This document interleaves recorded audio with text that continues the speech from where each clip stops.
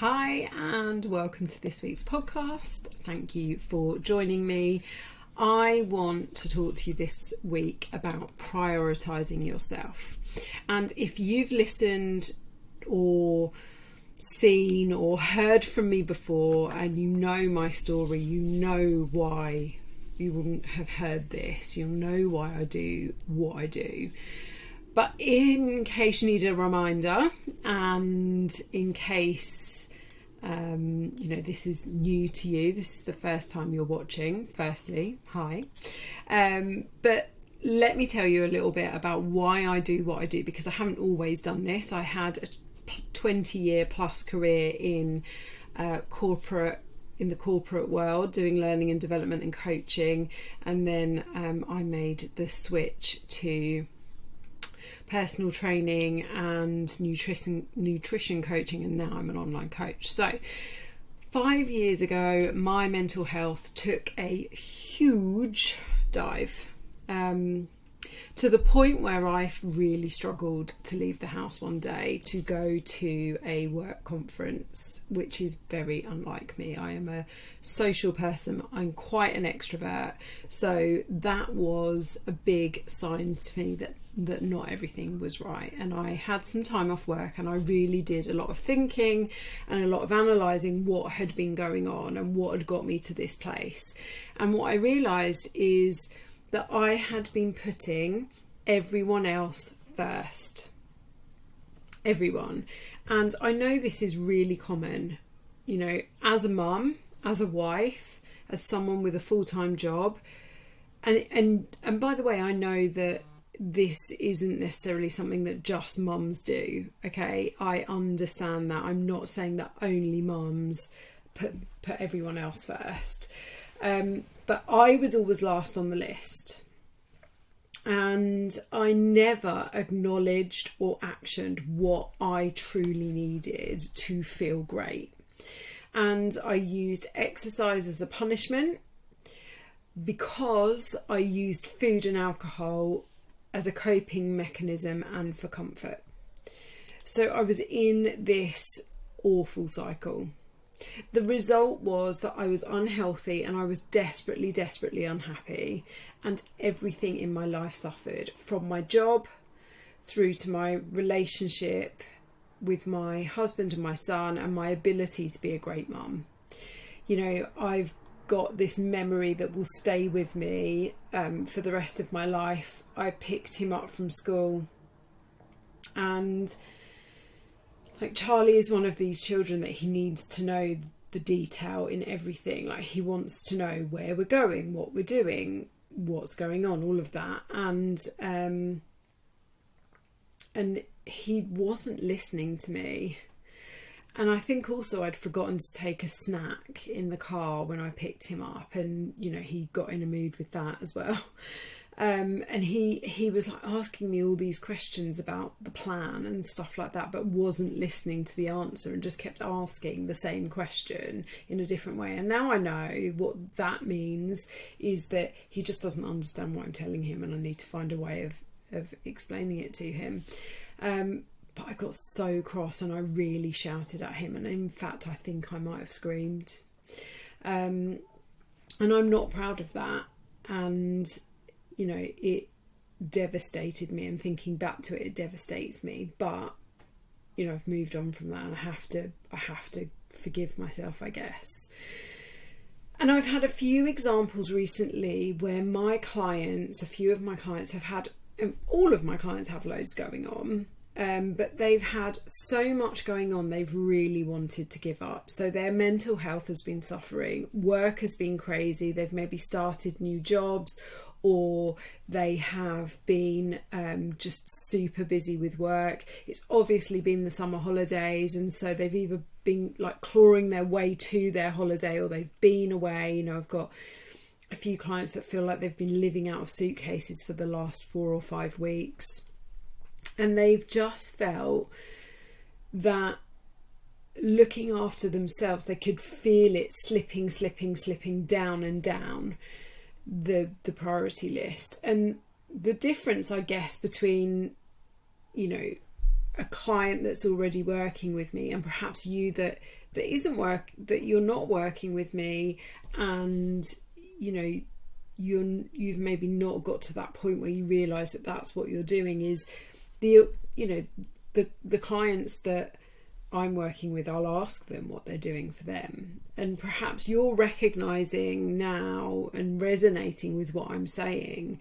And actually, what often happens is that people don't realise that this is what's going on until it's pointed out to them, or in my case, where I just got in such a bad situation that I couldn't leave the house. So really, what I guess I'm saying to you is, like, this is normal, and a lot of women and mums, and I'm sure men, feel this. Because it's not just the physical running around after the kids. It's that, I was talking to a client about this yesterday. It's the mental load of being a mum, of running a house, of having a job, of getting the kids organised for the start of school, of doing the shopping, of doing the cleaning, of coordinating everything, of doing the cooking, tidying up, making sure the washing's done, and obviously there are things that you can do to help that. I have a cleaner, thank God. And also I have someone that does my ironing, because I hate ironing. And they are things, there's other things in my life that I would rather sacrifice not having than giving up my cleaner and the lady that does my ironing. But I've digressed. So I'm talking to you today about why prioritising you will help you with the rest of your life, and why it is so vital that you do this. Now, like I said, a few years ago when I wasn't doing this, it wasn't just about how I looked and the size of my clothes and how much I weighed. It was also about how I felt, how much energy I had, how much fun I was to be around, whether I could be bothered to play with my son or take him places. It was also about, the relationships that I had with him and my husband and my friends. Me and my husband we sometimes barely spoke. It was like, one day he commented, it's like we're flatmates. We're on different time scales in life, and we barely speak to each other. And part of that was because I was grumpy and didn't want to talk to anyone. But it impacted my job and how well I did my job. But when things really all came to a head, and maybe it was the school holidays and there was stuff going on at work, and we've got a couple of months of the year in our family where there are just loads and loads of birthdays. Maybe you've got the same. And when all those things all happen at once, I just felt like I was going mad, and I felt like I had no control over anything. And so the way I exerted my control was to really strictly control my food Monday to Friday, and then come Friday evening it would be takeaway and Prosecco and wine and just binge eating and drinking. And then I'd get up on a Monday and I'd go and punish myself at 5:30 in the morning at the gym, and I'd do that for the next 5 days, and around and around and around I went. And now life is so very different. And so what I want to bring to your attention is, you probably know me as someone who talks about nutrition and weight loss and exercise, and how you can achieve those things. And me as a coach, and that I sell programs, and that that's my business and that's how I make money. But all these things are great and they're important. Like, there is absolutely nothing wrong with wanting to lose weight. There is absolutely nothing wrong with wanting to have more confidence in your body and how you look in the mirror and how you feel in your clothes, and being fit and active and healthy. There's nothing wrong with any of those things. But actually, those things also help you to cope with the things that life throws at you, both physiologically. So, one of my clients said to me this morning that the last couple of months she's been so focused on assignments at college and some of the stresses that are going on in life with her children and her family, that she's not been as focused on looking after herself as she possibly can. And now she's got 2 weeks off of work and she's caught COVID. Now look, she could have caught COVID at any point, but if she'd been prioritising herself more, and I'm going to define what prioritising yourself is in a little while, what I believe it is. If she'd been prioritising herself a bit more, maybe she wouldn't feel quite so rubbish as she feels with COVID now. And listen, we can't know that for sure, because COVID hits people at different times in different ways. Definitely seems to be doing the rounds again, but when I had it, I was ill for a day and a half and that was it. And then, my sister-in-law and my brother just had it. He felt ill for a couple of days and she felt ill. She's on chemo for days and days and days. So it hits everyone differently. But, she said this morning, I wonder if I'd been taking a bit better care of myself over the last couple of weeks, if I would have felt less like I needed to be in bed and more like I could have just been relaxing on my time off. So there's the physiological health aspects to prioritising yourself, but then there's also the mental aspects of prioritising yourself. Like I said, when I wasn't doing this, when I wasn't taking the best care of myself, I was falling into patterns where I would just feel overwhelmed and so stressed that I could not dig myself out of that. Now listen, I'm quite a high stress person. I'm happy to admit that. And overwhelm is something, and anxiety are things that I feel, more often than I probably felt 15 years ago. But I used to get to the point where I honestly, my vision was blurred because I was so overwhelmed and stressed with all of the things that were happening. I couldn't think clearly. So not taking care of yourself and then becoming, overtired, and you're not, fueled properly, and, you've not got enough energy, makes everything else really harder to deal with. A lot of people say to me, I haven't got the energy to exercise. Well, actually, exercise gives you energy. You feel more energized when you exercise. I haven't got the energy to, cook nutritious food. Well, actually, that nutritious food will give you the energy versus, a couple of takeaways and some, beige oven food, which, by the way, is absolutely fine every now and then. I love a bit of a freezer surprise, but it's not great on the regular. So eating that nutritious food that is going to really fuel your body and give your body what it needs is going to keep you mentally, emotionally, physically able to deal with all of the stuff that life throws at you. And so that's why I'm so hell-bent, you might say, on helping you to prioritise yourself. So I thought I'd give you a few examples of what that looks like.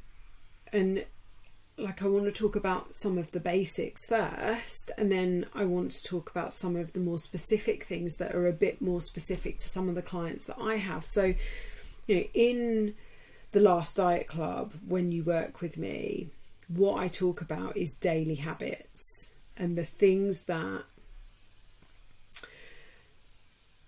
are important for a long and healthy life. So I talk about things like getting your steps in. So making time to get your steps in, eating your 5 fruit and veg a day, eating your protein, making sure that, 80 to 90% of your food is really great, healthy food. making time for formal exercise, whether that's getting to the gym and lifting weights or something else, home workouts or cycling or swimming or something, making sure you have downtime, like making, not just sitting in front of Netflix time, but making sure you have downtime to fill your cup, do the things you enjoy. And for me, I really enjoy cooking, and I know not everyone does, but it's also spending time with my friends. It's doing some crafting. It's reading. I love reading. I've been making sure I get 30 minutes of reading in every day, like since my holiday, where I was consuming books at an alarming rate. Not unalarming rate, an alarming rate. I have come back and I'm reading for 30 minutes a day, because reading just is like the perfect escapism for me. I can take or leave Netflix and Amazon Prime, but give me a book and I love it. So making that time for real downtime for you, because in turn that downtime, that relaxation time, really helps you to then get great sleep, because we all know that if we're not getting great sleep, then we are we're going to really struggle for the rest of the day. Like when you are underslept, the whole day feels more difficult, and it could be the easiest day that you've had all week, but it feels really hard. And then also, when you're taking that downtime and you're getting great sleep, you also want to look at like managing your stress as well. And I know that can be really hard, because there are a lot of things that are out of our control. But when you can do all of these other things, it helps you to manage your stress, and in turn managing your stress helps all of those other things to be easier. So like doing those things is so important. And you might be saying, but Chrissy, I don't know what I enjoy doing. And I remember feeling like that, because I spent, as much as I was not the best mum I could be, quite a lot of the time I spent the first few years of Charlie's life, like when he was a toddler and he was much more hard work and so much less independent, your whole being is consumed by your children. And so I forgot what I enjoyed doing. I have that conversation with a lot of my clients. But like, to give you a few examples, so one of my clients, Louise, every day she takes herself off she lives in a townhouse, so she takes herself up to the top floor, and she tells her family that she needs some time by herself, and she reads her Kindle or she meditates. Sometimes she takes a little nap, and she really needs that downtime to cope with all of the stresses that life brings her. One of my other clients, Helen, cleaning is her downtime. Like, she loves cleaning. Okay, not mine, but that's what she likes to do. Kirsty loves to walk the dogs. All these things that we like to do that are really specific to us, making time for those things. So when my clients work with me, we focus on those daily habits, because those daily habits are so important to helping them reach their goals. And then the way that we do that, the way that we make sure that they happen, are working through the 5 principles that I have within the Last Diet Club, which are, so the daily habits are the what, and the 5 principles are the how. And that's how you make sure that you have the time to do all these things. So I'm not going to go through all of the detail now, because I've already been talking for like nearly 20 minutes. But things like planning, communicating, asking for help, making sure you have a bit of a routine in place, making things easy for yourself, those are how you're going to get this time to prioritise you. Now, I know that associated with prioritising you is a huge amount of mum guilt, and I'm going to address that in another podcast. But one of the things that I really, really want to share with you is that, it is now second nature to my son that I go to the gym 5 days a week. It's now second nature to him that, and he's 12, he stays up later than I do now. I am in bed by 9:30 reading, and he knows that. It is second nature to him that I have to do these things, because these are the things that make me the best mum I can be for him. And so taking, as when he was going through primary school, Tom was the person that got him up most days and took him into school. I picked him up at the end of the day and did like that end of the day. But did I feel guilty that I would get up and go to the gym?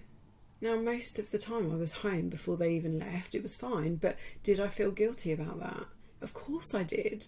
Of course I did. I felt like I should be the one at home getting him ready. But you know what? That was the only time I could get to the gym. That was the only time I could spend like 45 minutes just on me, doing the things that are going to leave me physically and mentally fit and healthy, and therefore showing up for myself and showing up for him and Tom. So there is guilt there, but when you zoom out and you think about the bigger picture, you are doing these things to be better for them. So in closing this quite impassioned podcast, I urge you to think about how you can prioritise yourself in the next 7 days. And if you want some help with that, on the 4th of September, I am starting a 5-day reset where I'm going to be teaching you the principles that I use with my clients so that you can start embedding healthy habits into your life and prioritising yourself. This is great if you've had a bit of a frazzled summer, maybe you overindulged in your holiday, or maybe you just feel a bit sluggish and you want help getting back into a routine. So if you check out the link in the show notes, you will see that I am doing that 5-day reset starting from Monday the 4th of September. If you're listening to this and it's a few days after the 4th of September, you can still join, you can still catch up. So come and join me. But click on the link anyway, or get in touch with me, because I will be running these regularly so you can find out when the next one is. And if you want to talk to me about coaching, do get in touch with me. You can find me at the Mum Boss Method on Instagram. You can head to my website, themumbossmethod.com, or find me on Facebook as Chrissy Hiller, and I would love to have a chat with you. So have an awesome weekend or week ahead, depending on what day you're listening to this. Don't forget, come and join the 5-day reset. I'll love to see you in there, and find some way of putting yourself first in the next 7 days. Okay, bye.